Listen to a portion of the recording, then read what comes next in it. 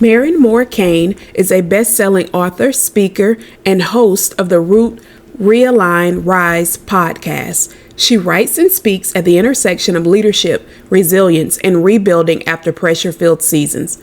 Known for her grounded, honest approach to leadership, Mairin helps high-capacity women lead with clarity and courage even when life feels unfinished. Her work centers on the truth that you don't have to be whole to lead, and that rebuilding seasons can become powerful places of authority.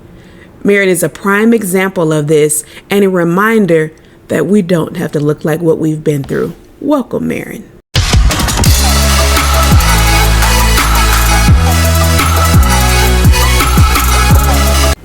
Welcome to She Leads Boldly, the podcast for faith-driven women navigating high-stakes leadership without compromising what matters most. I am Sharika Sanders, your host, mentor, and kingdom business leader. Here, we embrace bold leadership rooted in purpose, not pressure.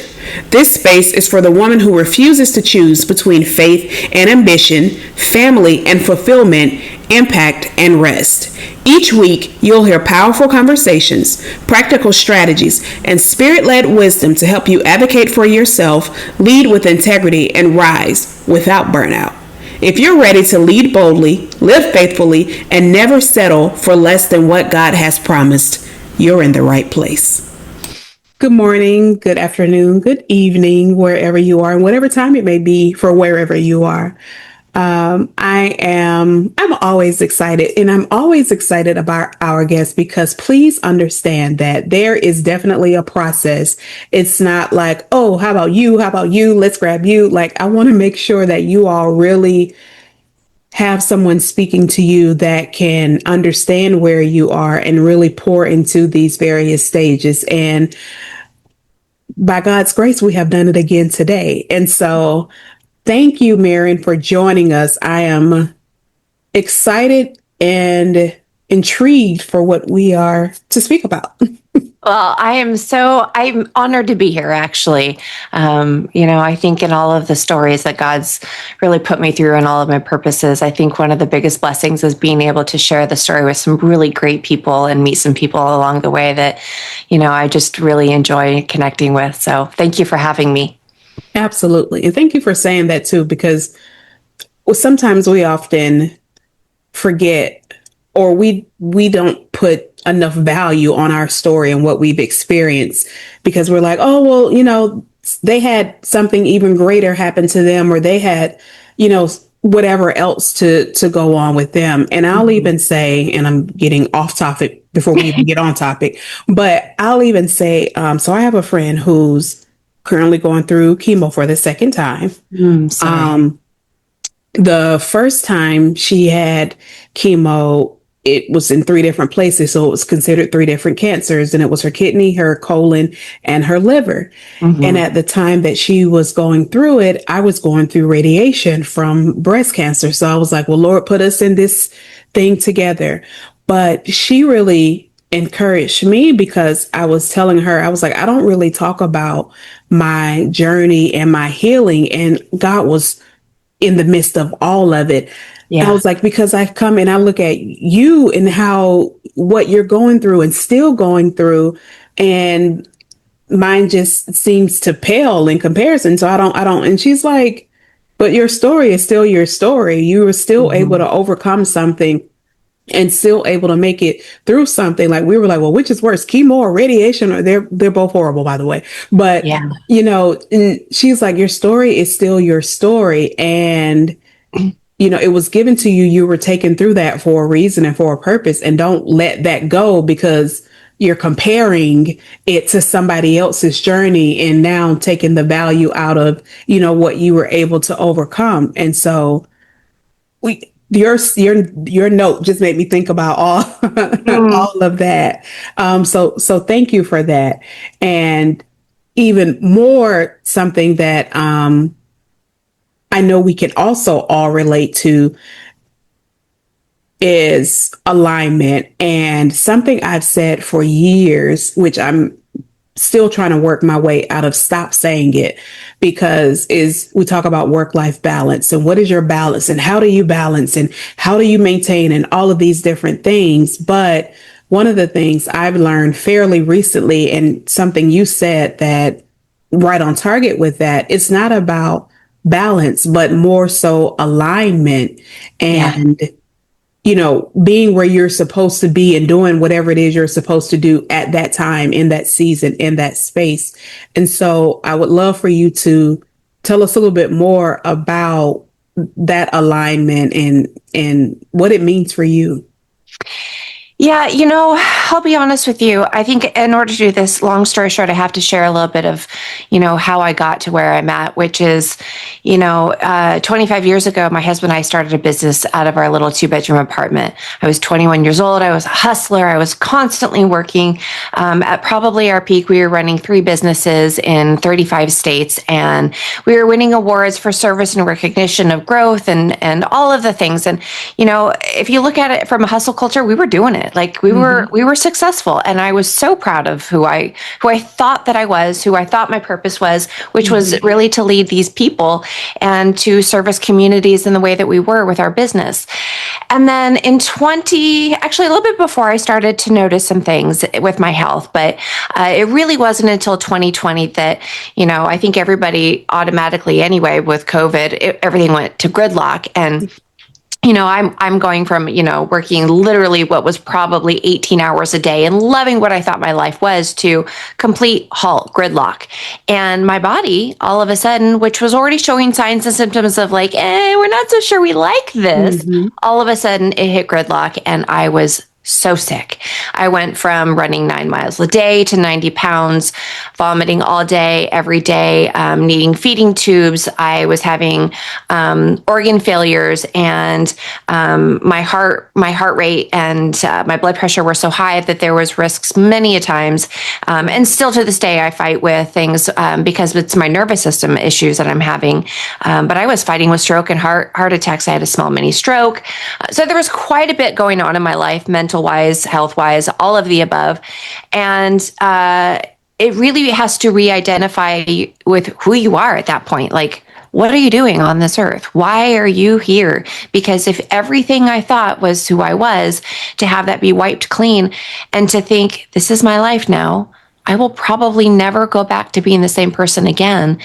You really start to think about where that purpose is and all that pain.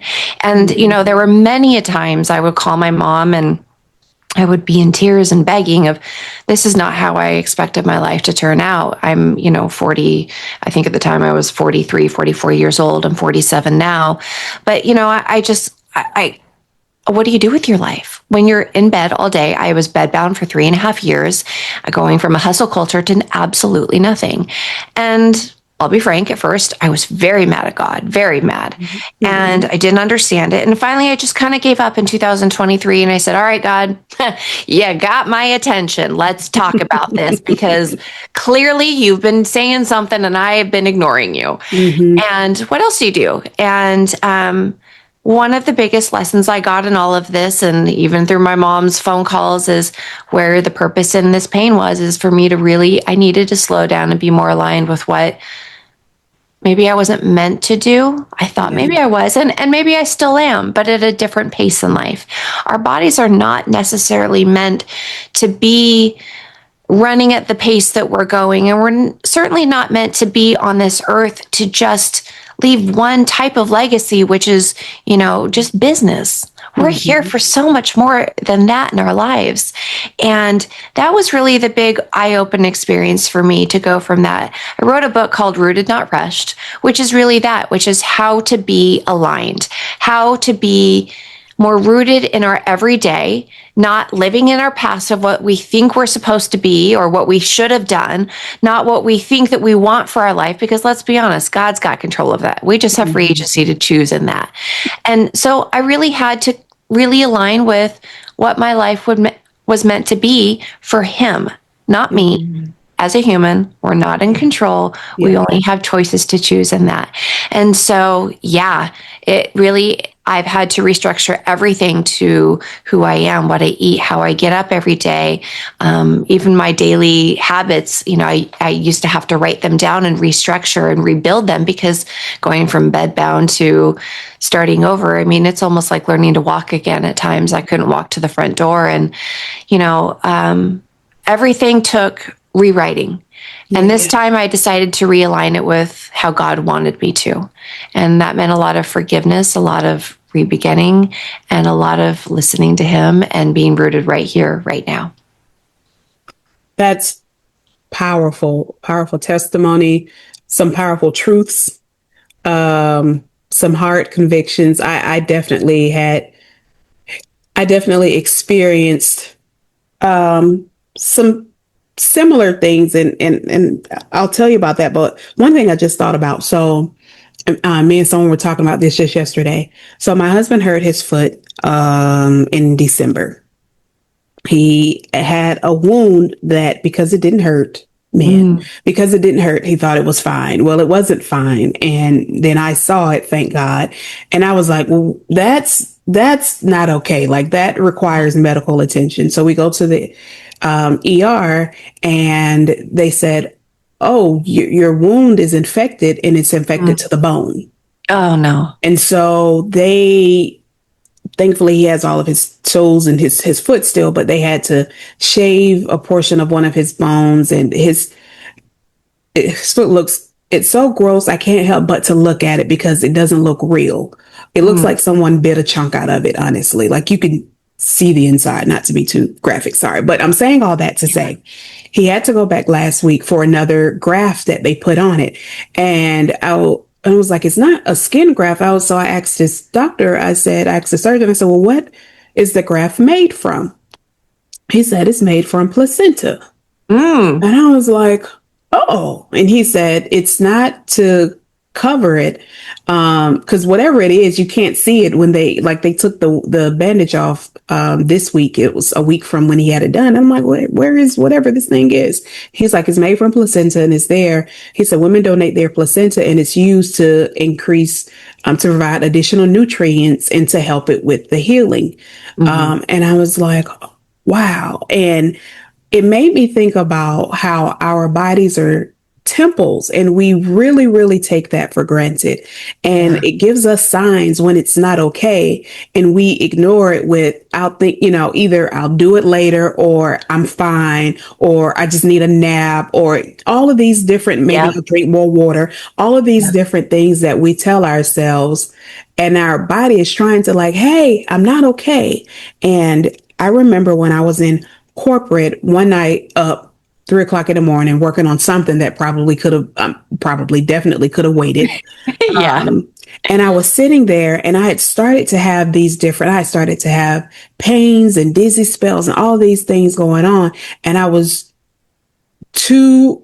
it scared me, but I was also too afraid to tell anybody, because I'm like, nothing's, like, I'm okay. It's fine. I'm okay. It's just whatever is happening right now, but I'm sure it'll be okay. But it finally got to a point where I remember telling my husband, because I'm like, I'm not okay. And I don't know if something happens. I just need you to understand that, what's been going on with me. And I remember still saying all of that, didn't change any habits. And I remember sitting at my desk in pain, still working. But at one point it gotten so bad, like 3 o'clock in the morning, where I just had to stop. And I was like, Lord, what is going on with my body? And I was so scared that my family was going to wake up and find me dead sitting at my desk. And I was like, something has to change. Not thinking it was me, something else, somebody else's. And it just kept coming. And so I started to fast. And I started the fast because, one, I just felt like I needed to, but also I'm like, I'm not myself, and I don't know what's happening to me. And I'm like, Lord, I just need for you to help me. Like, what is it I'm supposed to do? What is it that I'm obviously out of alignment? And, like, what is that thing? And so during the fast, for me, is when entrepreneurship came up. And I was the person who was like, I would never, like, some people are meant to be in corporate. That is me all day long. I'm not a risk taker. Like, that is for other people. No thanks. And entrepreneurship. And I'm like, Lord, this is Sharika. Like, remember, we don't do that. And I feel like that's what you're telling me to do. And so are we having the same conversation? right, exactly. And I'm like, can you, like, I need you to remember you're just supposed to tell me about the whatever that thing is I'm supposed to do to help all of this. And it stuck. And I was like, all right, I think he's telling me to leave this. And I gave I gave my job a 90-day notice because I was like, I don't know about this.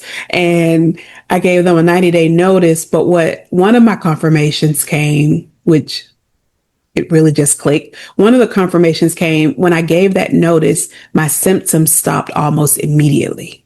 Wow.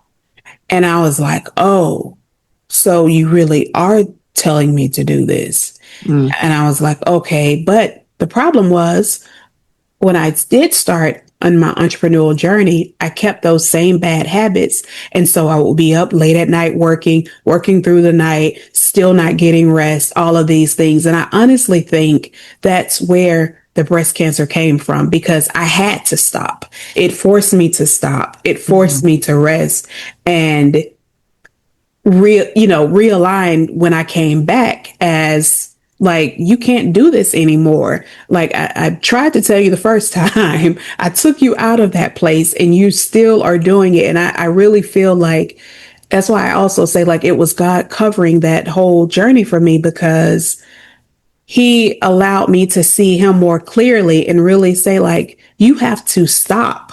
You are not doing this on your own. You are not called to do this on your own power. And I even bought a little plaque during that time, and it said, give it to God and go to sleep. And I would look at it and laugh and keep working on not listening. And so I can absolutely understand what you're saying. And it's so sad, though, that it takes us getting to that point to finally say, oh, wait, you were talking to me? Yeah. I don't think that we pay enough attention to our daily lives and the things that we're rooted in right now. I think that's half the problem is because we're so busy in a culture where everything has to be fast paced. You have to plan, you have to do, you have to constantly go. And there's so many pressures that are around us. Unfortunately, we're not listening to ourselves enough and giving ourselves enough time each day in who we are to really listen and say, is this really where we're supposed to be? Not the rest of the world, but who we are, who God wants us to be, where we're supposed to be. He didn't make us all the same. He put us in a community to be together, yes, but he didn't make us the same because he wants us to do the same thing. But that's what we're expected to do, it seems like, when society hits. You look at social media, you look at all these other ways. I mean, if our fashion isn't the same, something has to be, right? So yeah, I think that absolutely. I think that's half the problem is we're not giving ourselves enough time each day to listen to what our body, our minds, the signs, and the things that he gives us in messages each and every day to say, are you paying attention to what I'm trying to tell you? Mm-hmm. Yeah, absolutely. And I really hope it's convicting some that are listening and really making you all think about, like, where am I leading out of my own pace, out of my own strength, and not allowing God to lead me and not trusting, because that's what it is. If you're doing all of these things, you're telling God, you know what? I don't trust that you will see me through. I don't trust that you will still make everything happen, that I'll still get whatever it is you've promised me if I don't keep my hands in it. And so a great analogy that someone told me once was, it's just like if you're driving down the street and you're on the passenger side and God is behind the wheel and you keep trying to take the wheel and you're swerving and going all over the road and you're like, hey, keep it in the road. And he's like, keep your hands off of it. And I can keep it in the road. Yeah. But that's what we do. We feel like if we aren't involved, if we aren't doing the thing or the things, then it won't happen or I'll never make it. And you're absolutely right about looking at what everyone else does. I just think about some of the conversations I've had with other moms before, and it's almost like it's a contest. It's like, how was your day? Oh, I had to do this, and then I went there, and then I had to go here, and then I had to do that. But I'm here, and then when I get home, I need to get back. And it's like, oh, really? Well, I had to, it is all like you're going. It's a back and competition forth. almost. Right. Yeah. Absolutely. And it's like, what do you win? What's the prize? Yeah, exactly.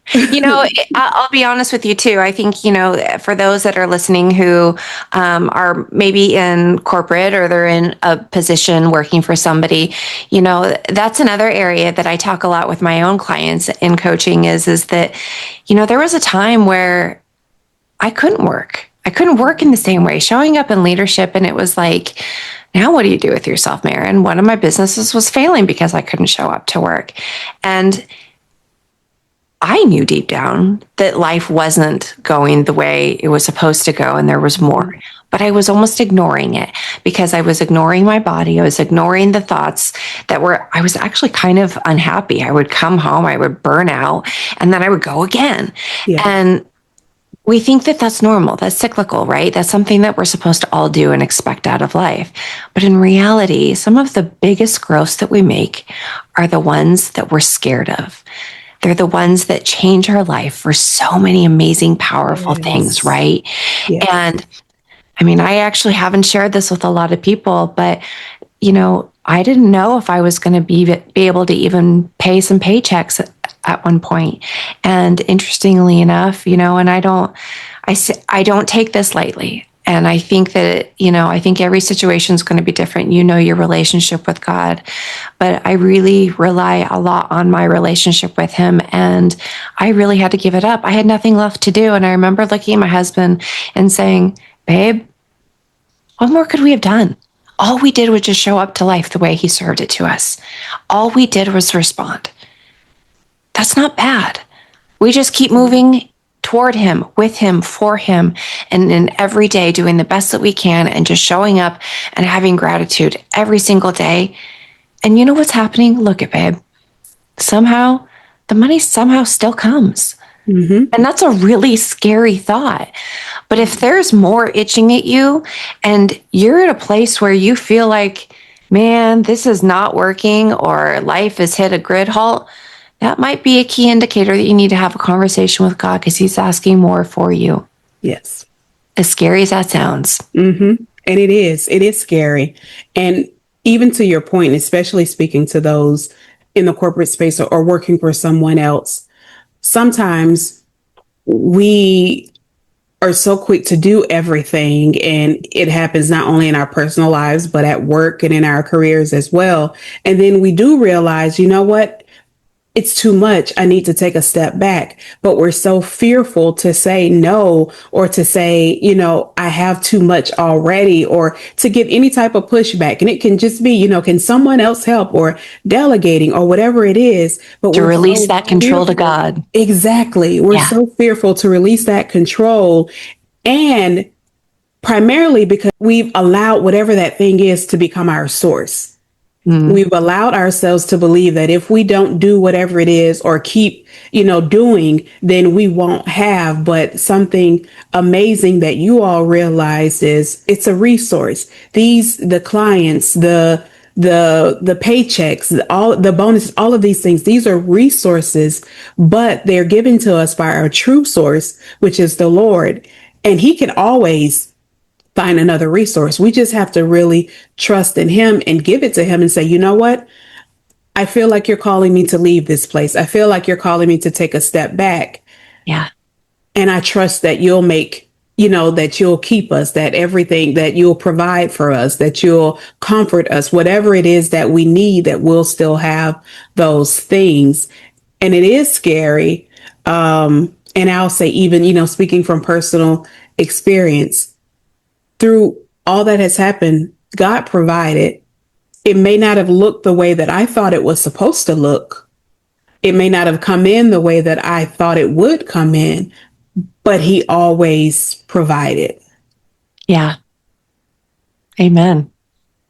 And so we have to know that and seek him and say, oh, I thought because it wasn't the way that we thought, then he didn't do it. He did it. It's there.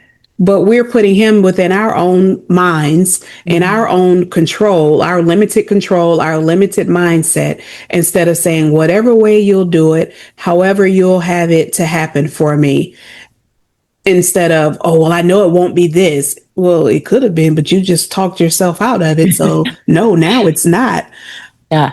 Do you ever hear the story of the man who was asking for, he said, there's this big flood and he's at the top of his roof and he's like, no, it's okay. I'll be rescued. Mm-hmm. 3 boats come by. And of course, Mm-hmm. each time he's like, no, God's got me.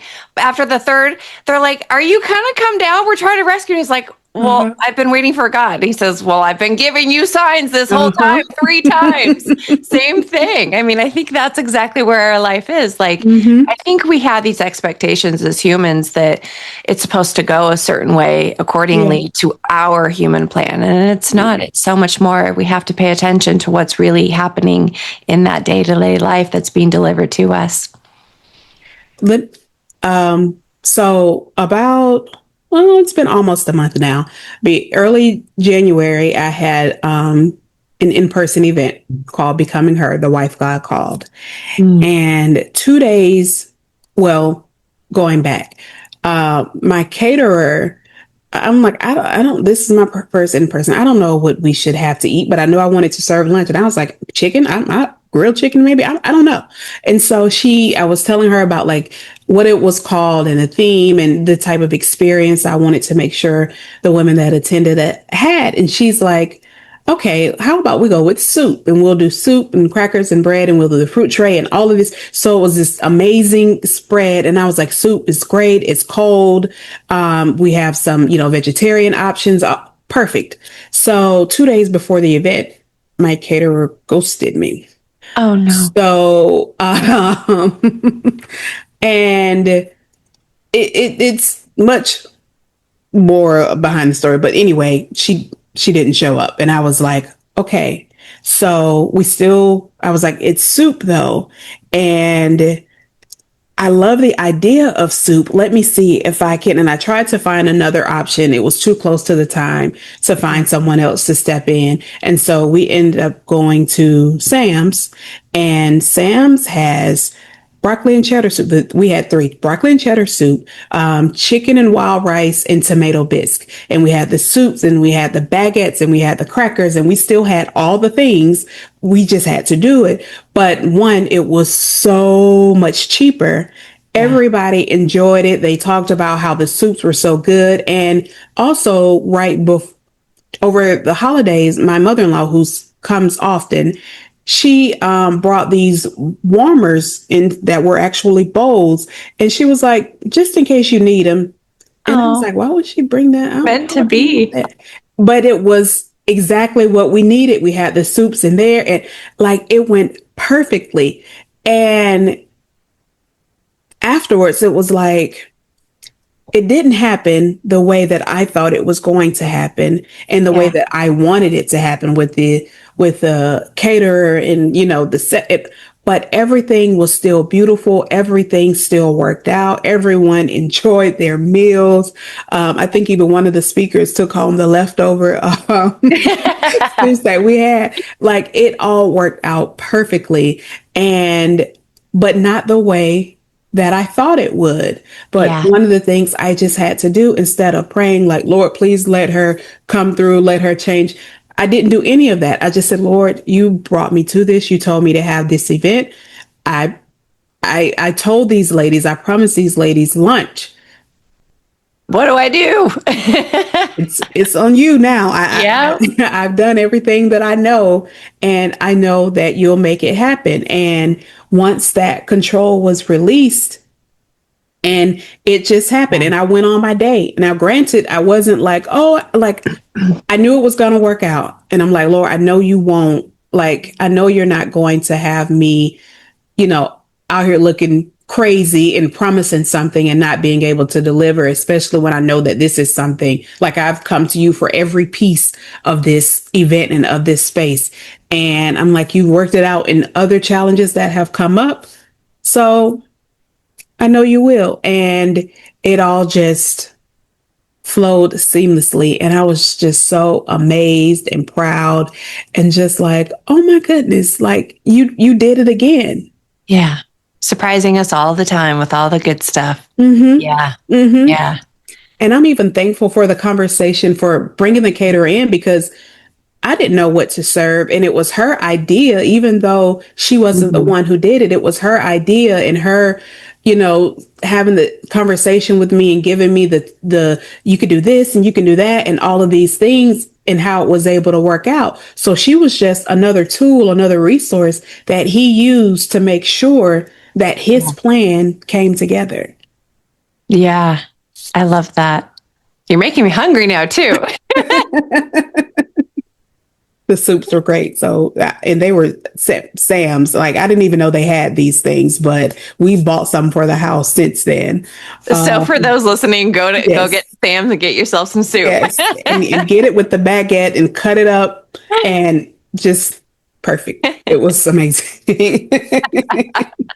I love it. But yeah, it's just, but we have to take him out of our box and how we say things should happen or how we think they need to happen because he's always going to show up. He's never going to leave us. He never forsake. That's what his word says. But we just have to let him show up the way that he is going to show up. Just like we tell other people, like, let me do it my way. Same thing. Mm-hmm. Same thing. How we're quick to tell, let me do it my way, or I got it. Like, leave me alone. I understand. Same thing that we tell other people. He said, like, I got this. Like, I was here before you. I'm here with you and I'll be here after you. Like, I know I might know a little bit about what I'm doing here. Yeah. So just trust me. Yeah. Yeah. It is interesting. How life just kind of shows up the way it is. And I think it's, there's a couple of things that I do when it comes to really realigning in those moments. Well, first, rooting every day who I am, what my plan is for the day. And I talk to God every single morning. What's our purpose today? And I ask him that specifically because it's not my purpose anymore. Everything I do, in fact, there's been moments my husband will look at me and say, I don't know who I married in the last couple of years, but I love everything about it right now because she's just showing up as God. Like, I can see it in you. And there are things, I used to be stage fright and I'm standing on stages and doing keynotes now, sharing in his message and writing a book, which was something that I always had dreams to do. But in reality, would I have done that myself? No, I'd be too busy hustling in my day to day, thinking that I'm leading, doing that, what I'm supposed to be, so it starts with those each day. It's naming one small win that proves that you're moving forward for yourself and for him. And even if it's imperfect, acknowledging those moments, being grateful in those moments every single day. And there are days, on those hardest days especially, finding more to be grateful for, because in reality, those are the moments that God is leading you closer to him in his purpose. And if you're listening, then you are finding more of where you're supposed to really be. Those things don't happen unless he wants to get our attention. Going back to what we said, we're not meant to be the same person. We all are given gifts and beautiful souls just meant to be on this earth to touch people's lives in our own authentic individual way. And my way is not going to be yours, Sharika. You do an amazing thing. We both have podcasts, but maybe it's different audiences. Maybe it's just different flavors. No matter what it is, but the reality is we're all touching people, and that's what community is meant for. And that's what God is doing in us every single day. He's connecting us through our own purposes. And if we're paying attention to that, that's what community is. Yes. Writing down, I really like to anchor my thoughts of, I am not just my business. I am also, and really identifying through him, what am I? Reminding myself, letting him write that for me, also writing that with him so he can remind me. Keeping myself grounded, not just to perform. Like, I mean, I think that we think that we have to show up every day. And I think that, when we identify who we are through him, for him, and with him, instead of who we are on this earth, it changes the game entirely, changes the things that we do. It keeps us so we don't have to show up in performance and be like everybody else on social media or all the other things to, influence and in all those ways. And, I think the other one for me, which has been a big, deep one, and I think it's a lot of women right now in life is I think we're all burnt out because we think that we have to show up in certain ways. Each day, taking, a couple times a day, I call it my 3x3 method. Taking 3 deep breaths 3 times a day, 1 in the morning, 1 at break, 1 in the evening, when you just have a moment for yourself where you can put your hand on your chest and simply remind yourself that you're here, he's with you, you're enough, he's got you, and you can lead imperfectly, not whole, right where you are. Yes. And I think that that's the message. That absolutely is the message. Thank you for that. God has called us to discipleship, not competition. And I'm glad you mentioned about your podcast, because I would love for you to please tell us more about your podcast and where we can find your book, Rooted, Not Rushed. Absolutely. Please. Yeah, Rooted Not Rushed, you can find on Amazon. I'll make sure I give you the link so everybody can check it out.